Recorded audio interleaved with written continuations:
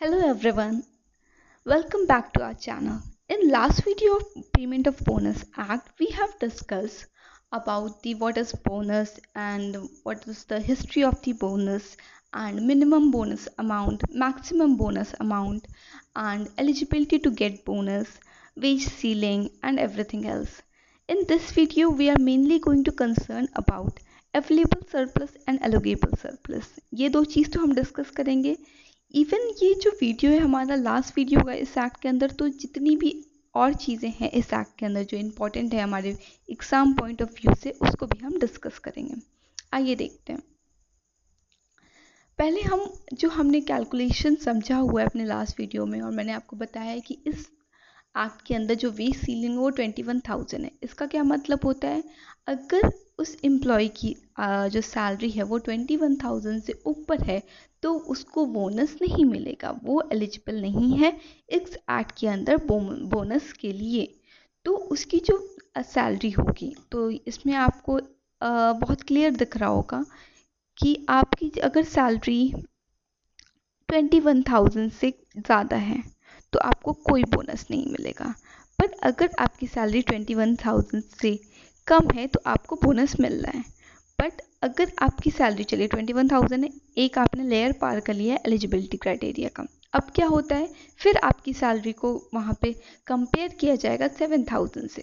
अगर आपकी सैलरी 7,000 से कम होती है तो जो बोनस कैलकुलेट होगा वो आपकी एक्चुअल सैलरी पे होगा. जैसे यहाँ पे लिखा हुआ है, अगर सैलरी आपकी कम है तो क्या होगा, अगर कम हुई तो आपका अमाउंट जो होगा जिस पे कैलकुलेट होगा वो आपके एक्चुअल सैलरी पे होगा, जो आप उसमें ऐड होगा. उस सैलरी में क्या क्या अमाउंट ऐड होगा, बेसिक पे आपका जो है और डियरनेस अलाउंस जो है वो आपका ऐड होगा जब हम बोनस का कैलकुलेशन करेंगे. अगर आपकी सैलरी 7,000 से कम है, मान लीजिए 6,000 कुछ भी हो, 7,000 से कम है तो आपका एक्चुअल अमाउंट पे होगा.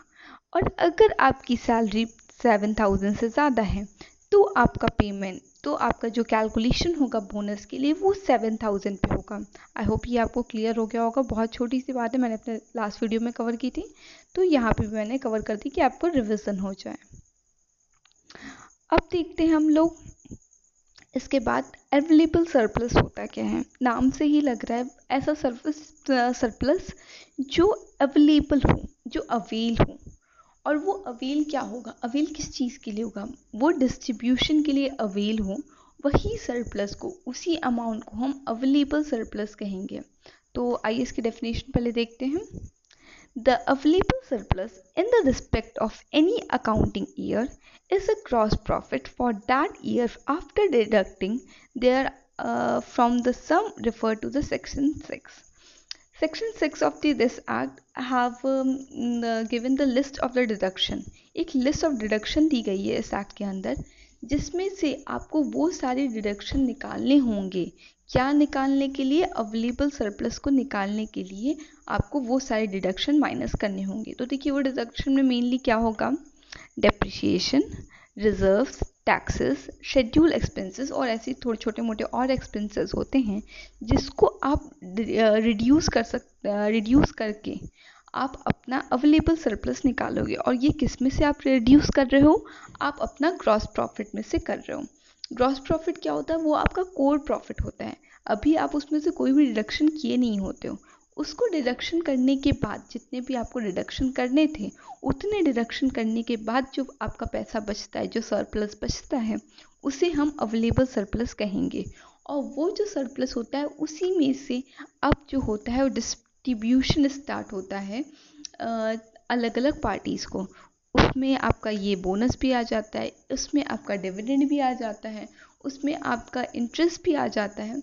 ये सारी जो चीज़ें होती है जो आप क्या कहते हैं एक्स्ट्रा डिस्ट्रीब्यूट करते हो, जब आपका प्रॉफिट हो जाता है तो अपने प्रॉफिट को जब डिस्ट्रीब्यूट करते हो डिफरेंट पार्टीज़ में, तो वो आप अवेलेबल सरप्लस से करते हो. आई होप ये पॉइंट आपको क्लियर हो गया होगा. अवेलेबल सरप्लस बहुत छोटा सा पॉइंट था.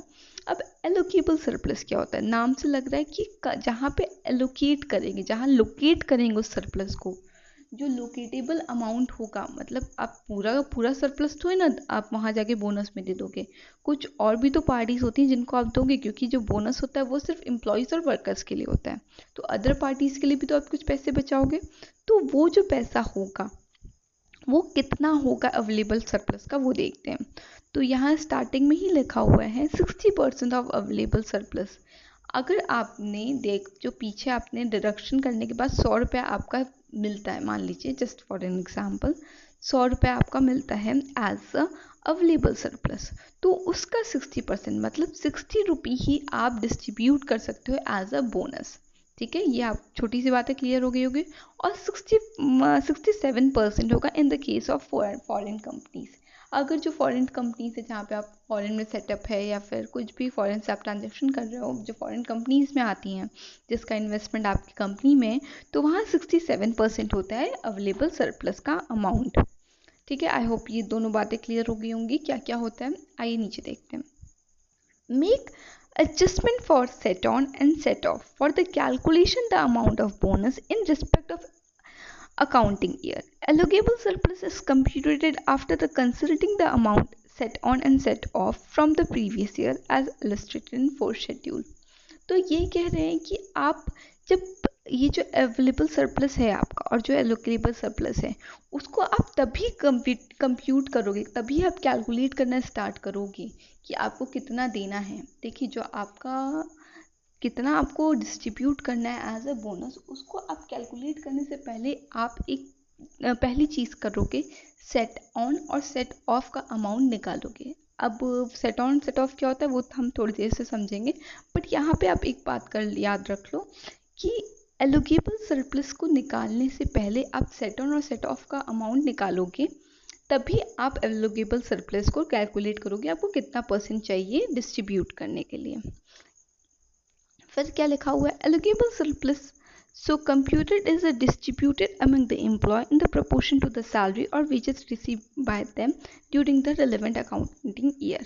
तो ये जो आपका सरप्लस आ गया है उसको कैसे डिस्ट्रीब्यूट करना है, उसको उसी प्रपोर्शन में डिस्ट्रीब्यूट करना है जिस प्रपोर्शन में उनकी सैलरी और वेजेस है उस साल, उसी प्रपोर्शन में आप उनको डिस्ट्रीब्यूट करोगे हर एक एम्प्लॉय और वर्कर को according to their wages, according to their salary. अब सेट ऑन और सेट ऑफ क्या होता है, मैंने अभी आपको पीछे बताया कि जब आप ये सरप्लस कैलकुलेट करते हो उसके पहले आप सेट ऑन और सेट ऑफ को कैलकुलेट करके निकालोगे कि उसका अमाउंट क्या आ रहा है, कि सेट ऑन और सेट ऑफ है भी कि नहीं। तो उसको पहले समझना पड़ेगा ना सेट ऑन और सेट ऑफ क्या होता है। आइए देखते हैं। Where for an accounting year the allocable surplus exceeds the amount of maximum bonus. आपका जो मैक्सिमम बोनस है वो कितना होता है, 20% होता है, ये तो हमने पढ़ा हुआ है।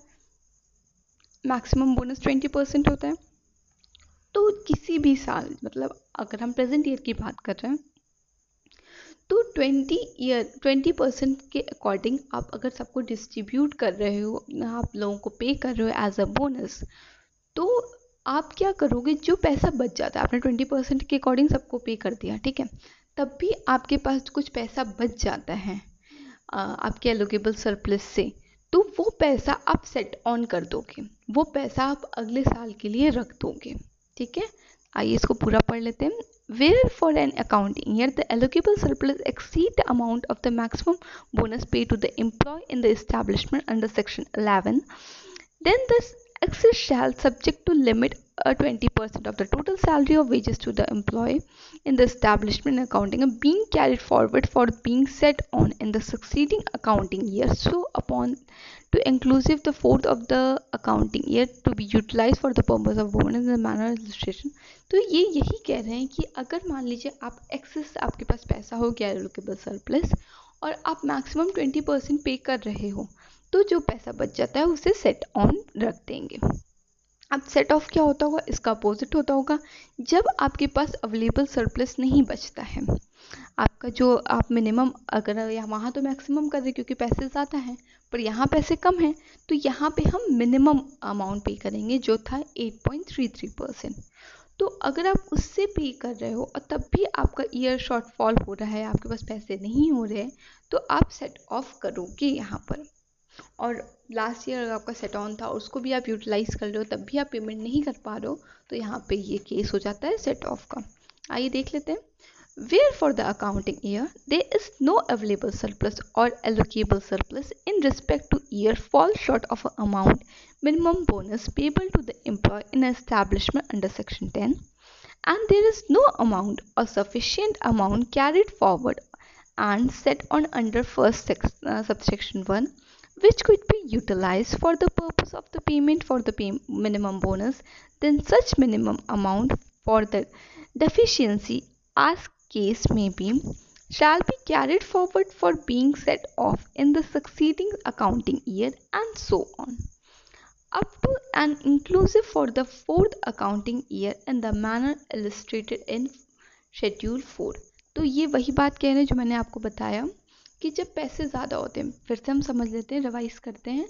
जब मान लीजिए एलोकेबल सरप्लस आपका ज़्यादा हो जाता है, इन एक्सेस हो जाता है, इवन आप जब मैक्सिमम अमाउंट पे कर रहे हो, मैक्सिमम परसेंटेज ऑफ बोनस पे कर रहे हो जो 20% है, तब भी वो ज़्यादा हो जाता है, तो आप उससे सेट ऑन कर दोगे। उस केस को सेट ऑन कहना कहते हैं कि वो पैसे अब आपके नेक्स्ट ईयर में चले जाएंगे, वो कैरी फॉरवर्ड हो जाएंगे।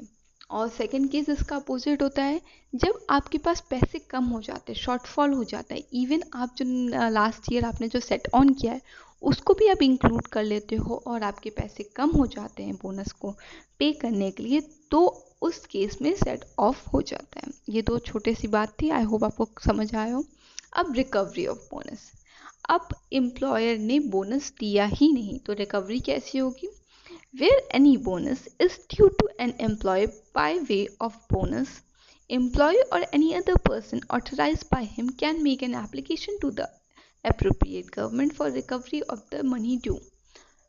तो अगर कभी आपको किसी एम्प्लॉय को पैसा नहीं मिला है एज अ बोनस, तो वो या फिर कोई एक ऐसा पर्सन जिसने उसको मतलब कि उसका जो रिप्रेजेंटेटिव है, लीगल रिप्रेजेंटेटिव है, वो एप्लीकेशन दे सकता है अप्रोप्रिएट गवर्नमेंट को for the recovery. Second point, if the government is satisfy, अगर गवर्नमेंट सेटिस्फाई हो जाती है दैट मनी इज ड्यू, अगर वो अग्री कर जाती है, उसको इंक्वायरी करती है और उसको पता चलता है कि एक्चुअल में आपका जो आपने एप्लीकेशन डाला है वो ट्रू है और वो जो मनी है वो आपकी ड्यू है, तो फिर क्या होता है? Employ government shall issue a certificate, अब यहाँ पे गवर्नमेंट इशू करती है certificate to the collector for that amount who then recover the money. एक सर्टिफिकेट एक कलेक्टर को देती है, इशू करती है, और वो अब जाएगा रिकवर करेगा मनी किससे? एम्प्लॉयर से। किसके लिए? एम्प्लॉय के लिए। तो ये छोटा सी बात है कि जो अगर मान लीजिए आपका जो अप्रोप्रिएट गवर्नमेंट है वो उसको मान लेती है, वो सेटिस्फाई हो जाती है, उसको लगता है कि हाँ गलत हुआ है, उसको पैसे नहीं मिले हैं, तो वो सर्टिफिकेट इशू करती है कलेक्टर को कि उसको अब वहाँ पे कहती है कि आप जाओ और पैसे रिकवर करो in the behalf of appropriate government. Such application shall made with in 1 year, 1 साल के अंदर होना चाहिए from the day on which the money became the due, जिस साल से आपका ड्यू है उस साल, उसी 1 साल के अंदर आपका ये एप्लीकेशन बना होना चाहिए। मतलब कि आपके पास 1 साल का टाइम होता है जिस टाइम से आपका पैसा ड्यू में हुआ है। However, the application may be entertained after a year. Application बाद में भी आपका एंटरटेन हो सकता है, मीन्स आपका जो रिस्पॉन्स है वो लेटर भी आ सकता है। If the applicant show their was a sufficient cause, आप बाद में भी एप्लीकेशन दे सकते हो, बट आपके पास एक वैलिड रीज़न होना चाहिए, तभी आपका जो एप्लीकेशन है वो बाद में लिया जाएगा। अब ड्यूटी ऑफ एम्प्लॉयर क्या होती है? फर्स्ट होता है to calculate and the pay of annual bonus, ये तो आपका उसकी ड्यूटी होती है कि कैलकुलेट करे और एनुअल बोनस को पे करें। To submit an annual return उसको सबमिट करना होता है। ऑफ अ बोनस पेड, जो बोनस उसने पे किया उसका एनुअल रिटर्न करना है to the employ during the year in the form D, किस फॉर्म में? इंपॉर्टेंट पॉइंट, फॉर्म डी में होता है। To the inspector with 30 days of expiry of the time limit specify for the payment of bonus, जो time limit specify है bonus पे करने के लिए, उसी time limit with in that 30 days आपको एक रिटर्न डालना होगा कि आपने पे किया हुआ है, इतने रुपए आपने पे किए हैं एज अ बोनस, और वो कौन से फॉर्म में जाएगा? फॉर्म डी में जाएगा। Next point, To cooperate with the inspector, produce before him a registered record and maintain such other information as may be required by them.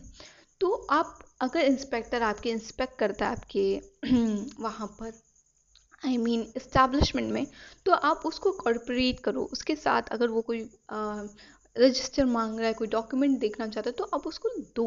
आपकी ड्यूटी होती है कि आप उससे कॉर्पोरेट करो। To get his account audited, उसको account जितनी भी अकाउंट है उसको ऑडिट करवाना चाहिए, वो उसकी ड्यूटी है। अब राइट ऑफ एम्प्लॉयर क्या होती है? वो फॉरफिट कर सकता है बोनस को। अगर मान लीजिए जो आपका एम्प्लॉई है वो कोई सामान डैमेज कर दिया है, या फिर फ्रॉड कर लिया है, या फिर वायलेंट बिहेवियर है, या फिर चोरी कर रहा है, एक्सपर्ट कोई भी ऐसे हार्म चीज़ें कर रहा है, तो वो डिसक्वालीफाइड हो जाता है बोनस के लिए। Second point, right to the make a permissible deduction. आप डिडक्शन भी कर सकते हो। कैसा deduction? Festival, interim bonus paid for the financial loss, misconduct of employee, ये सारी चीज़ें आप डिडक्ट भी कर सकते हो। Right for the deferred any dispute relating to the application or interpretation of the provision of the act to the labor court or labor tribunal. तो उसके पास राइट होता है कि वो जितने भी डिस्प्यूट्स अगर ऐसे कोई अराइज होते हैं रिगार्डिंग सच, तो वो अपने एप्लीकेशन को लेबर कोर्ट में या फिर लेबर ट्राइब्यूनल में जा सकता है लेकर। Right of employ, right to claim a bonus payable under the act. First thing, वो क्लेम कर सकता है कि उसे बोनस चाहिए। And to make an application to the government, government से एप्लीकेशन ले, गवर्नमेंट को एप्लीकेशन दे for the recovery of the bonus. अगर कुछ बोनस अनड्यू हो गया है तो वो वहाँ पे अप्लाई करे विद इन अ ईयर, जो मैंने बता चुकी हूँ। Right to the refer a dispute to the labour court and tribunal, वो रेफर कर सकता है कोई भी डिस्प्यूट को जैसे उसके पास राइट थी। और right to clear the clarification and obtain the information in the item of the account and statement. तो ये राइट हो गए एम्प्लॉइज के।